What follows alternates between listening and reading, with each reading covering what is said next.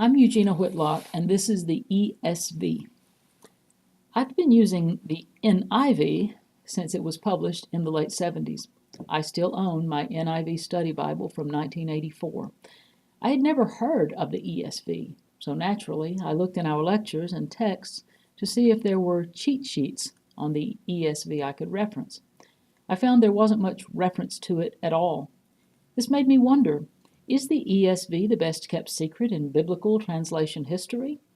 I thought it would be appropriate to call this presentation Discovering the English Standard Version. I hope you enjoy it. Since I had no preconceived notions, what resulted was a treasure hunt, where each new piece of information about the ESV was a new discovery.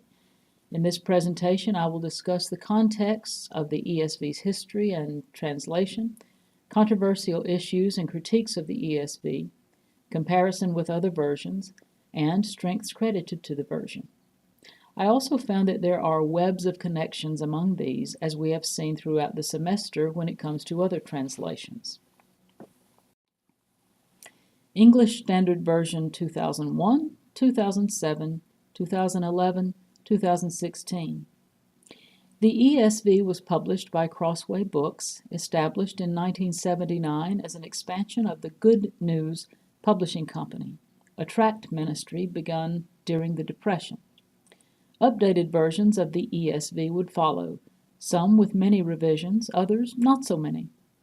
We will discuss the statements from Crossway in 2016 about that edition in a later slide. I think it's very interesting.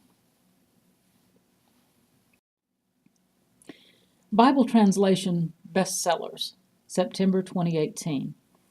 According to the Christian Book Expo, the ESV is the third best-selling translation in the U.S., behind the NIV and the KJV. Among Bible bestsellers, the ESV Study Bible is number 6. I guess I don't get out much because I had no idea. The pie graph shows preferred Bible translations from the National Association of Evangelicals. The ESV is third, behind the NIV and the NASB.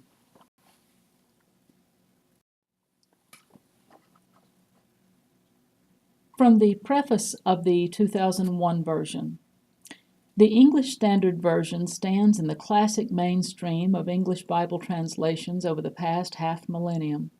The fountainhead of that stream was William Tyndale's New Testament of 1526. Marking its course were the King James Version of 1611, the English Revised Version of 1885, the American Standard Version of 1901, and the Revised Standard Version of 1952 and 1971. In that stream, faithfulness to the text and vigorous pursuit of precision were combined with simplicity, beauty, and dignity of expression. Our goal has been to carry forward this legacy for this generation and generations to come. Notice the name dropping by the ESV Translation Oversight Committee. Also, notice what they've left out. Textual basis and resources. The preface also lists these textual resources that served as the basis for the translation. I'll let you read them. The committee specifies that the 1971 RSV text provided the starting point for the work. Translation philosophy. The preface calls the ESV an essentially literal translation, that is, as literal as possible. Translators called for clarity of expression and literary excellence. The translation is word for word, formal equivalence. Recall that the NIV is dynamic equivalence, and the Message is functional equivalence. The committee writes, in contrast to the ESV, some Bible versions have followed a thought for thought rather than word for word translation philosophy, emphasizing dynamic equivalence rather than the essentially literal meaning of the original. A thought for thought translation is of necessity more inclined to reflect the interpretive opinions of the translator and the influences of contemporary culture. Was this a dig at the NIV? You be the judge. They write that it is suited for in-depth study, public reading and preaching, private reading and reflection, for both academic and devotional study, and for scripture memorization. But Mark Strauss, who served on the revision committee for the New Century Version, the Committee on Bible Translation for the NIV, and as a consultant for the New Living Translation, has this to say. A number of Christian leaders claim that the ESV is the Bible of the future, ideal for public worship and private reading, appropriate for adults, youth, and children. This puzzles me, since the ESV seems to me to be overly literal, full of archaisms, awkward language, obscure idioms, irregular word order, and a great deal of Biblish. Biblish is produced when the translator tries to reproduce the form of the Greek or Hebrew without due consideration for how people actually read, write, or speak.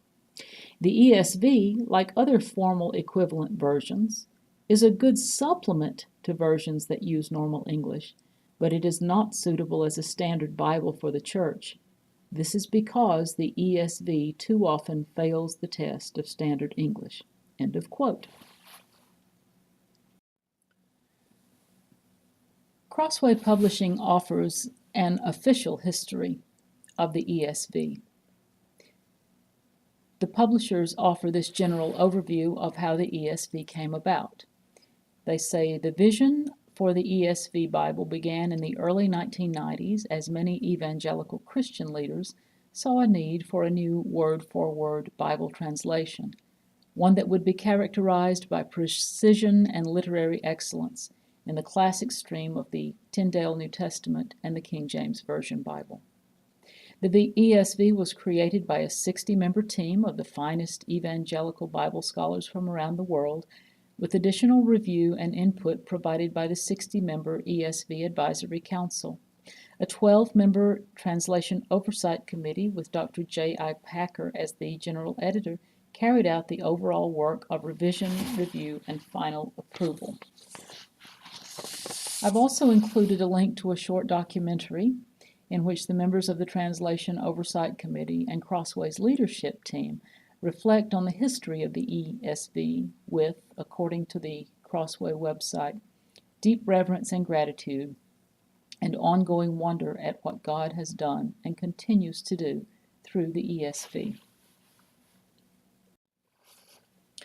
I've included here the biography of Dr. Lane T. Dennis, president and publisher of Crossway Books and Good News Tracts. He is also chairman of the ESV Bible Translation Oversight Committee, that very important group, and he is the executive editor of the ESV Study Bible. Remember how Dr. DeClasse Walford discussed the trend of publishing companies sponsoring translation projects? ESV translation teams were made up of the following groups: a Translation Oversight Committee of 15 members, including Lane Dennis. All of them were male. A group of review scholars, 51 members, all of them were male. There is also an additional 54-member advisory council that can be found at this site. And at last, there are 4 females on the list, including Paige Patterson, president of Southern Baptist Convention and president of Southeastern Baptist Theological Seminary. Is there more history? The ESV was motivated by a reactionary effort aimed at opposing the inclusive language version movement that was being widely discussed in the 1990s. An often referenced article in World Magazine describes the inception of the ESV. The English Standard Version, it says, announced in February by Crossway Books, had its roots in discussions that took place before the May 1997 meeting called by James Dobson at Focus on the Family, headquarters to resolve the inclusive language NIV issue. The night prior to the meeting, critics of regendered language gathered in a Colorado Springs hotel room to discuss the next day's strategies. During the course of the evening, it became clear their concerns with the NIV extended beyond gender issues. The group discussed the merits of the Revised Standard Version, which was replaced by the new Revised Standard Version, a regendered update. An agreement was finally reached in September 1998, allowing translators freedom to modify the original text of the RSV as necessary to rid it of de-Christianing translation choices. Those present at the aforementioned meeting at Focus on the Family headquarters then developed and signed an agreement known as the Colorado Springs Guidelines for Gender-Related Language in Scripture. These guidelines give approximately 13 principles dealing with the handling of gender in an English translation. By the fall of 2001, the ESV was complete and released to the public in several subsequent editions. I've included a link to the guidelines. It's a really interesting document you might want to check out. Grassel writes, "It is clear then that there are two important links in the history of the ESV. The first is that the ESV is a revision of the RSV. The history of the RSV is part of the history of the ESV. The second link is that the ESV was prompted by the gender-neutral Bible version movement, and it is a reaction to it." Controversial issues. There is the permanent edition controversy. In August 2016, Crossway published on its website that the text of the ESV Bible will remain unchanged in all future editions printed and published by Crossway. They say, "We desired for there to be a stable and standard text that would serve the reading, memorizing, preaching, and liturgical needs of Christians worldwide from one generation to another." 1 month later, they reversed the decision, stating, "We have become convinced that this decision was a mistake. We apologize for this and for any concern that this has caused for readers of the ESV, and we want to explain what we now believe to be the way forward. Our desire, above all, is to do what is right before the Lord." I've included links to both those statements. Throughout this presentation, we've looked at concerns with gender language, and that will continue to rear its head. And there is the return of the word virgin in Isaiah 7:14. Recall that a young woman had been used in the RSV and NRSV. This had been a source of contention, especially among evangelicals, since the RSV appeared in 1952. Critiques, critiques, critiques. As we have seen from the comparison of language between versions, there is no pleasing everybody. The ESV, which was conceptualized by evangelical scholars as a response to the NIV and NRSV, has been critiqued by evangelicals as being too liberal in language use. Likewise, it is critiqued by mainline scholars and pastors like Mark Strauss. The October 7, 2002 issue of Christianity Today featured a cover story on the TNIV debate. The debate was between Strauss, a proponent of gender-neutral Bible versions, who served on the Committee on Bible Translation for the NIV, and Vern Poythress, an opponent of gender-neutral Bible versions, who served on the 14-member Translation Oversight Committee behind the ESV. Strauss wrote, "Ironically, the ESV was at its best when it abandoned its essentially literal strategy and translated the meaning of the text into normal English. It is ironic that the ESV's main marketing slogan, an essentially literal translation, is what makes it deficient as a standing reading Bible for the church." So here we have our updated family tree of translations that includes the ESV. It is a really full family tree. Mark Strauss wrote in a 2008 article entitled Why the ESV Should Not Become the Standard English Version, and he makes this evaluation. I need to say first of all that I like the English Standard Version. After all, the ESV is a moderate revision, about 6%, I believe, of the Revised Standard Version, which itself was done by very competent scholars. Like the New Revised Standard Version, the ESV generally makes good exegetical decisions. Both the ESV and NRSV also significantly improve the gender language of the RSV.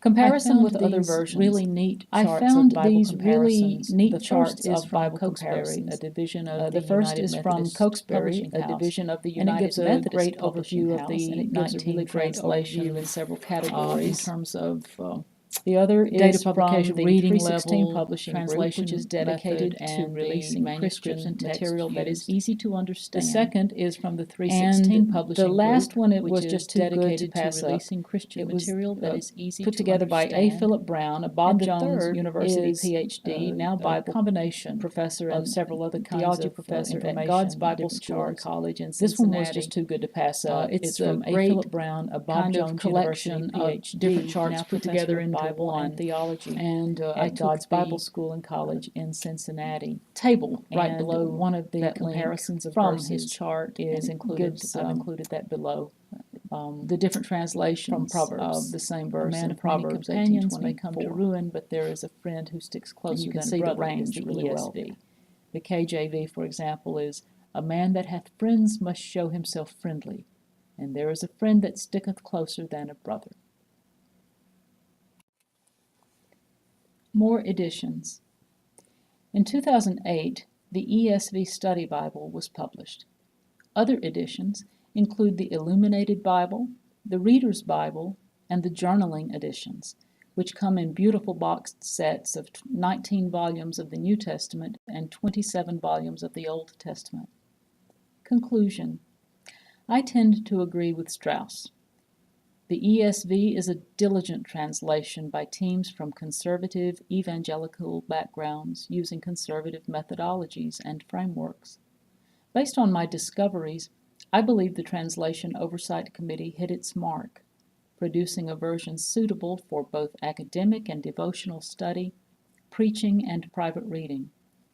As for me, I won't not use the ESV, but a gendered analysis shows a history of rejection of inclusivity.